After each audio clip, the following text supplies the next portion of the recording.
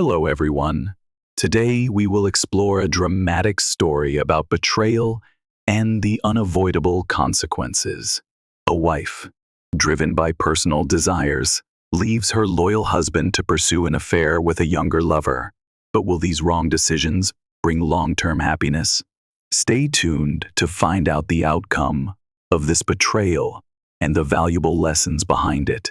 I never imagined that my life would turn into a bizarre horror tale on Reddit, yet here I am, live evidence that certain horrors never go away. I'm 27 years old, and up until a few weeks ago, my life was rather predictable. My name is Alex. My regimen consisted of working out, going to the gym, and then browsing Reddit before sleeping. Then I got to meet her. Jenna was magnetic in addition to being gorgeous. The type of woman whose gaze could make you forget your own name. After meeting at a friend's party on a random Saturday, we were chatting like old friends, reuniting within hours. It seemed almost too natural to be true. In hindsight, that ought to have been my first caution. She had the ability to make you feel like the most significant individual on the planet. It seemed like she was speaking exclusively to me. I became enamored. After we began dating, things quickly got out of hand. She literally moved into my apartment in 2 weeks, with her belongings merging in with mine as though they had always been there. However, I caught her staring at me while I was sleeping one night, which was the first concrete indication that anything was wrong. Not the kind of stare that makes your skin tingle, the kind that is tender and affectionate. Before I even opened my eyes, I was awakened by the weight of her stare. Her face was expressionless as she sat on the edge of the bed. "Jenna, are you all right?" My voice sounded sleepy, yet my heart was pounding all of a sudden. She tilted her head slightly after blinking slowly and deliberately. She said, "I just like watching you," and then grinned. A typical individual would have felt uneasy. A typical individual would have inquired, but me? It was charming, I told myself. She had fallen in love. Isn't that the appearance of love? Infatuation? If only I had anticipated what would happen next. In hindsight, I ought to have left that evening. It wasn't love. It was something else. The way Jenna sat there, observing me as if I were a specimen under a microscope, a darker one. But I convinced myself it was simply a quirk and didn't run. When people are in love, they do strange things, don't they? So I dismissed it. I allowed her to remain. My first error was that. The weeks that followed were both a dream and a horror. She was the ideal girlfriend throughout the day, preparing my favorite meals and leaving small notes around my apartment with phrases like, "Thinking of you, my love. You make my world brighter." And, once, "You belong to me forever." I should have given the last one more thought. However, things became strange at night. Jenna would be awake when I woke up, just lying there and staring at me with an unreadable expression, even though I felt like someone was breathing right close to my face. She also began to get possessive. It was the kind that watched my every move like a hawk, not the cute, envious kind. She would inquire as to who I was speaking to if I was on my phone. She would act as though I had betrayed her if I arrived home 5 minutes late. I was spending one evening at my best friend Ryan's house. Jenna was waiting for me in the dark when I arrived home, but we were simply catching up and enjoying some beer. Not a light, no television, just sitting in the center of the living room, motionless. "Jenna?" I paused at the door, feeling uneasy about something. "Why are you sitting in the dark?" She took a while to respond. Rather, she got to her feet slowly, deliberately, and approached me. "You were with him again," she uttered in a remarkably composed tone. "Yeah, I told you I was going to hang out with Ryan," I said, being careful not to sound too serious. "We were just having a few beers, nothing crazy." At the time, she had a smile, but it wasn't a comforting one. It was the kind of thing that makes you feel sick. As she traced a finger down my arm, she said, "You should spend less time with him. You belong with me, Alex." The way she said it made me shiver for some reason. I dismissed it with a joke, pretended to be exhausted, and then went to bed. However, I didn't get any sleep that night. Jenna slept next to me, breathing evenly and slowly, and I just lay there, staring at the ceiling. But occasionally, I could feel her gaze on me. Things took a far darker turn the following day. My phone was gone when I woke up. I initially believed I had simply misplaced it. However, I eventually located it in the trash after looking everywhere. As if nothing were wrong, Jenna stood in the kitchen drinking coffee. I stood up and said, "Jenna, did you throw my phone away?" Unfazed, she glanced at me over the rim of her mug. "Maybe you should stop talking to people who don't matter." There was silence in the room. I tightened my hold on the phone. "Jenna, this isn't okay." Her gaze grew gloomy. "Why do you need a phone when you have me?" I realized then that I wasn't in a relationship. I was confined. I also didn't know how to escape. Something changed inside of me as I stood in my kitchen, with Jenna staring at me, as if I were the crazy one. It wasn't love. This wasn't typical. However, how do you leave someone who is constantly observing? Someone who has previously demonstrated that they own you, rather than merely loving you? That's when I realized I needed to exercise caution. What would have happened if Jenna had thrown away my phone after seeing me sleep? I made an effort to grin. I put my phone on the counter and said, "You're right," as if it didn't matter. "Perhaps I do focus on it too much." Her face instantly softened. She approached me, putting her head against my chest and her arms around my waist. She whispered, "I just want you all to myself. Avoid any interruptions. Only us." I made myself give her a hug in return. "Only us," I repeated. However, I was already organizing my escape in my head. Jenna made it difficult for me to pretend to be normal for the following few days. She followed me everywhere I went since she was so attached to me. She would be standing in the corridor, watching me in the dark. If I woke up in the middle of the night to get water, she also began to make brief remarks. Things that seemed like veiled threats but first sounded pleasant. "I don't know what I'd do without you, Alex. If you ever left me, I think I'd go crazy. I can't let anything take you away from me." I slept very little every night. I felt more stuck every morning. Ryan then gave a call. "What the hell, dude?" As soon as I lifted him up, he remarked, "You've been missing for a week." I paused. I was certain that Jenna, who was in the adjacent room, was listening. I answered in a casual tone, "Yeah, man, just been busy. You are aware of how it is." Ryan remained quiet for a while. "Are you all right?" That question struck more forcefully than it ought to have. Because no, I wasn't feeling well. I felt afraid. Before I could respond, Jenna smiled and came to the doorway. I murmured, "I'll give you a call later," and hung up. Jenna approached and took my phone from me. "Who was that?" I took a swallow. "Ryan." Her face clouded at once. "I dislike him," I said cautiously. "You don't have to like him. I am friends with him." Jenna's fingers gripped my phone more tightly. "Alex, I only care about what's best for you. Others don't." My stomach dropped. What is meant by that?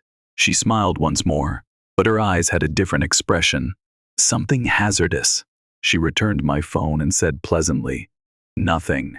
Don't remember anything I said." However, I was unable to.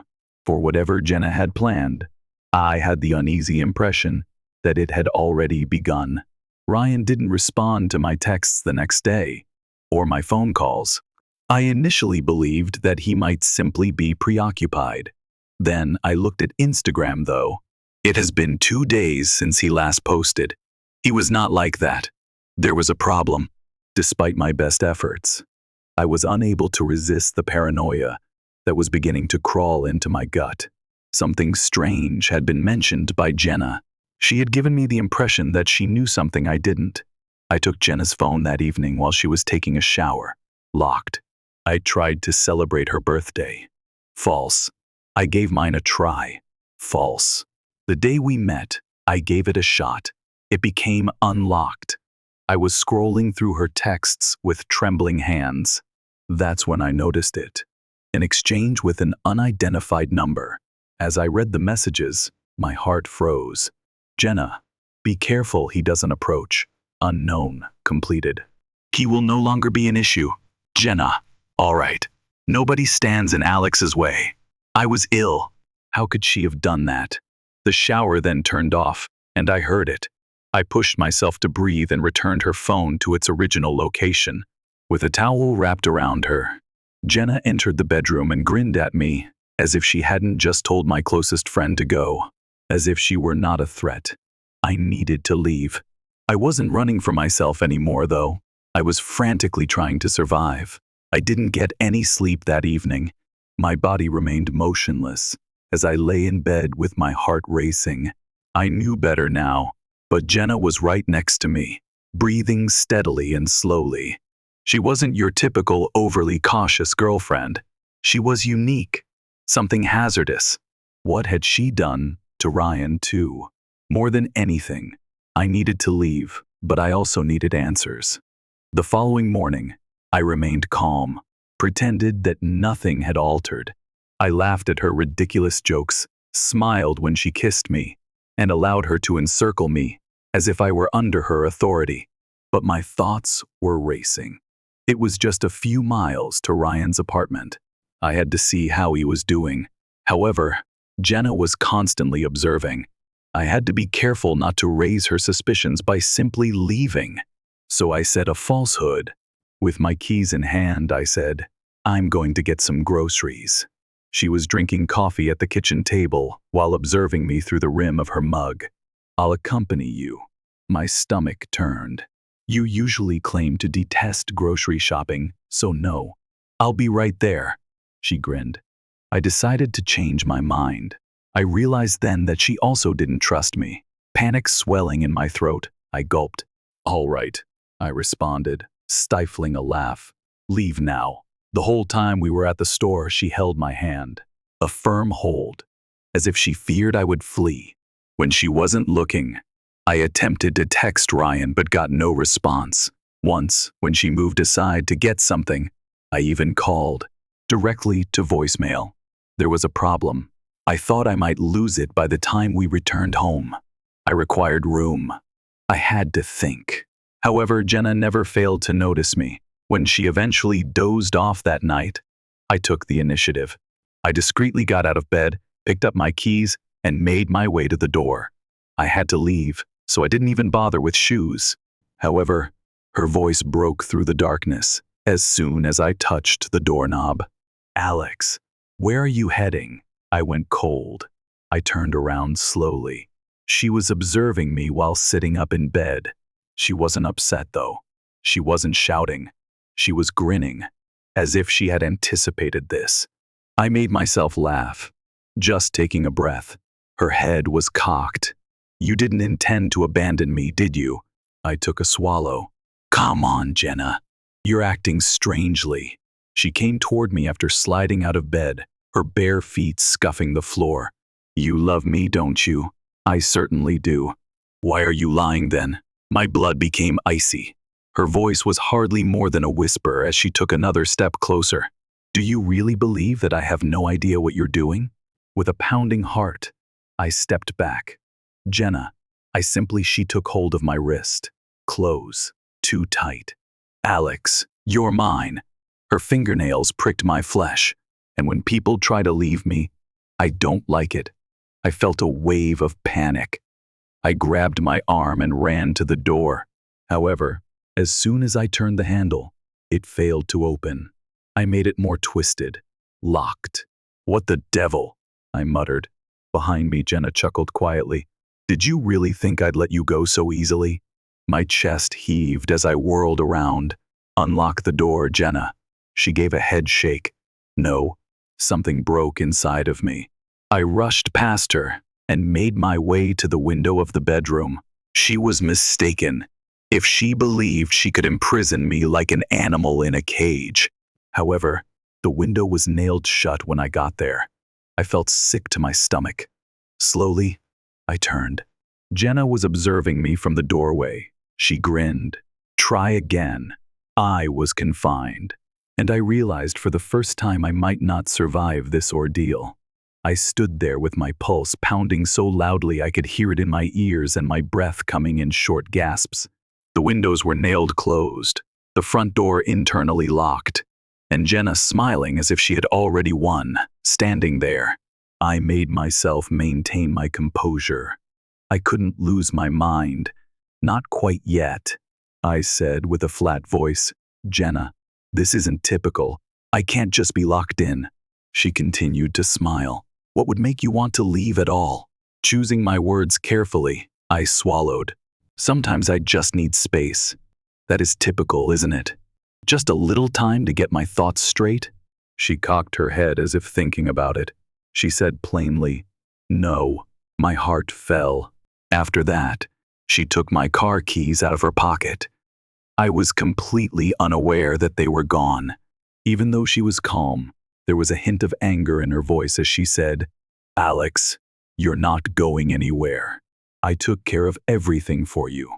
I ensured that we were flawless, and you still wish to go away from me? I balled my fists up. I simply want to visit Ryan. Her face grew serious. Ryan is no longer important. I felt cold. How on earth did that imply anything? How did you treat him? With a trembling voice, I asked. Jenna simply sighed, as if I were wearing her out. You pose too many inquiries. I realized then that I was running out of time. I had to have a plan, and I needed it quickly. Despite her intelligence, Jenna had a weakness.